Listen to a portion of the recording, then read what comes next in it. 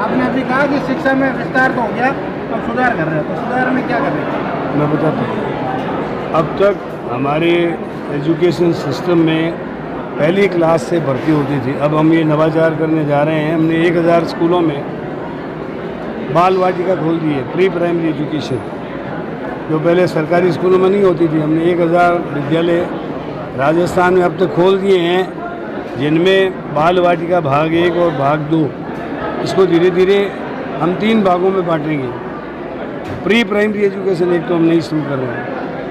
दूसरा काम ये शुरू कर रहे हैं कि अंग्रेजी माध्यम के द्वारा शुरू से ही प्री प्राइमरी एजुकेशन से ही बच्चे पढ़ाए जाएं। नए महात्मा गांधी इंग्लिश मीडियम के स्कूल जो खुलेंगे वो प्राइमरी स्कूल से खुलेंगे, सीधे सीनियर सेकेंडरी में या हायर सेकेंडरी में, सीनियर हायर सेकेंडरी में नहीं खोलेंगे। तीसरा, बच्चों को डिजिटल माध्यम से पढ़ाने के लिए हमने 24,000 स्कूलों में ICT लैब बना दिए हैं। 4,000 और बना देंगे तो 27,000 स्कूलों में ICT लैब डिजिटल के माध्यम से पढ़ाई होगी। जैसे आज मान लीजिए नागौर का कोई गांव है, मूंडवा में एक स्कूल में, सीनियर हायर सेकेंडरी स्कूल में फिजिक्स का टीचर नहीं है।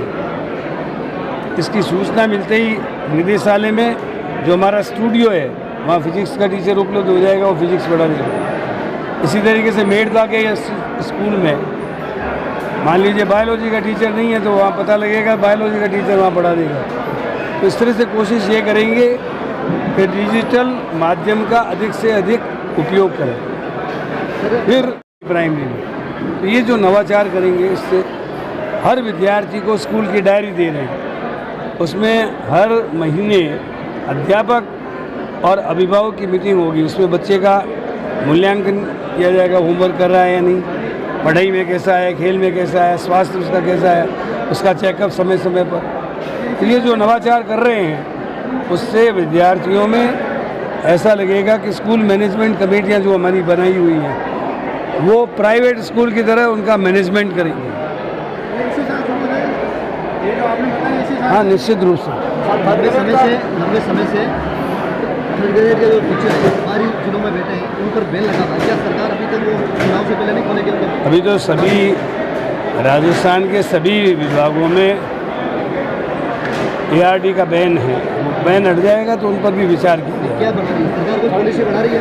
पॉलिसी बनाकर रखी हुई है। सर, अभी आपने कहा कि महात्मा गांधी स्कूल आप खोल रहे हैं, उसको प्राइमरी से शुरू कर रहे हैं। एक पूर्व सरकार में मॉडल स्कूल खोले थे, वहाँ प्राइमरी के भवन बने हुए लेकिन एडमिशन नहीं हो रहे, वो 5 साल से खाली पड़े हैं। अब शुरू हो जाएंगे वो। हमने सरकार के खोल दिए 1000 स्कूल। आपने तो खोले, उनमें भवन भी बने वाले। हाँ, तो उनको शुरू करें। थर्ड ग्रेड वाला कब तक करा रहे हैं साहब? थर्ड ग्रेड का पहले बैंड खोलने तो उसके बाद फिर भी क्या उम्मीद करें? बैंड खुलने का तो मेरे हाथ में नहीं है। सरकार के अंदर उनमें नकल प्रकरण हो रहे हैं, वो बड़े बड़े मतलब लोग पकड़े गए हैं। बार बार मतलब बेटों को सामना करना पड़ रहा है कि हर बार मतलब पेपर लीक हो जा रहे हैं। तो इतने लीक क्यों हो रहे हैं पेपर आपको सरकार? देखिए, पेपर लीक तो अभी रीट के 2 इम्तिहान हुए थे, एक भी पेपर आउट नहीं हुआ। इसी तरीके से व्याख्याताओं के पेपर हुए, कोई पेपर लीक नहीं हुआ। और जो पेपर लीक हुए थे उसके लिए माननीय मुख्यमंत्री जी ने सख्त कानून बना दिया है। 10 साल तक की सजा का प्रावधान, उसकी संपत्ति को कुर्क करना, जो विद्यार्थी बैठेगा कभी सरकारी नौकरी नहीं कर सकेगा। इसी तरीके से कोई सरकारी कर्मचारी इन्वॉल्व होगा उसकी नौकरियों से बर्खास्त, और जो ऐसे कांड में इन्वॉल्व थे उनके खिलाफ सरकार ने सख्त एक्शन लिया है। और मैं समझता हूँ आगे इस तरह की चीज़ें नहीं होंगी। जैसे पेपर लीक के मामले के अंदर कई नेताओं के नाम आ रहे हैं, जैसे अभी यशोद जी की जो जांचें हुई है, इसके बाद में केंद्र सरकार ने ED को उतार दिया मैदान के अंदर इसी जांच प्रकरणों के लिए।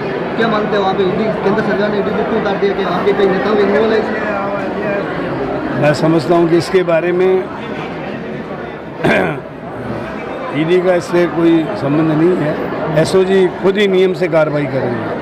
RPC जैसी भर्तियों में ऐसे मुद्दे आए हैं सामने, जिसमें कई नेताओं के नाम भी सामने आ रहे हैं, जिसमें ED जांच के लिए उनके घरों पर दबिश देने की तैयारी कर रही है। इसमें मैं क्या कह सकता हूँ? इसमें तो SOG ने जो कार्रवाई की है वो कोई नहीं कर सकता दूसरा।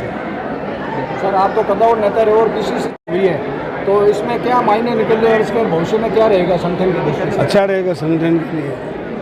कोई फॉर्मूला तय हुआ है तो वो तो बता सकते वो मेरे बताने हाईकमान को पता है या उनको पता है। सरकार आगामी पद जो रिक्त चल रहे हैं, जो मतलब 10वीं 12वीं की स्कूल है उसमें ज़्यादातर पद खाली हो गए। जैसे हम क्यू सर के इस एरिया की बात करें, जो बाहर के थे वो सारे यहाँ से ट्रांसफर बैंक होते ही वो चले गए यहाँ से, और इनका परिणाम भी कर गया स्कूल को।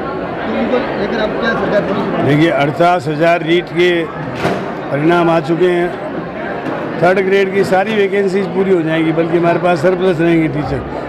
इसके अलावा डिजिटल क्लासेस चलेगी, तो वहाँ किसी भी प्रकार के अध्यापक की कमी होगी तो हमारा स्टूडियो वहाँ पर पढ़ा देगा। विद्या संबल योजना भी शुरू कर रहे हैं, मास्टरों की कमी नहीं रहने देंगे। हम इन तीनों प्रकार से स्कूल में बराबर प्रॉपर पढ़ाई करवाएंगे।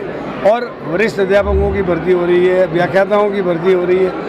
1 लाख के करीब टीचर्स की भर्ती राजस्थान शिक्षा विभाग कर रहा है। करीब 90,000 की भर्ती अब तक हो चुकी है। सर आपने अभी कहा था कि जो स्कूल है आपने क्रमोन्नत की है, प्रदेश में करीब 14,000 पद हैं जो क्रिएट ही नहीं हुए हिंदी और इंग्लिश के।